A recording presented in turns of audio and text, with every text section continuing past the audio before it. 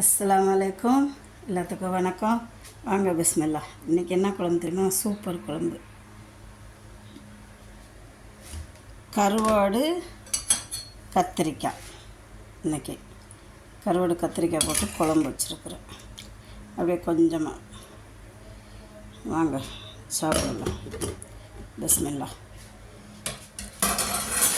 வாங்க எங்கள் வீட்டுக்கு வாங்க, சாப்பிட்டுட்டு போங்க.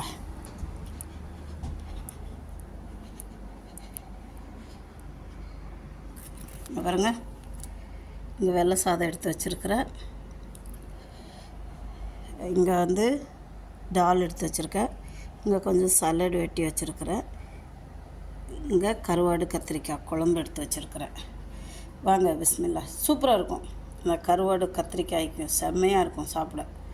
அப்புறம் கொஞ்சம் டால் என்னோடய ஃபேவரெட். வாங்க பிஸ்மில்லா சாப்பிட்லாம். பிடிச்சிருந்தா ஷேர் பண்ணுங்கள், சப்ஸ்கிரைப் பண்ணுங்கள், லைக் பட்டனை ப்ரெஸ் பண்ணுங்கள். எப்பயும் சொல்கிறேன், இங்கே பாருங்கள், இது டால் செம்மையாக இருக்கும்.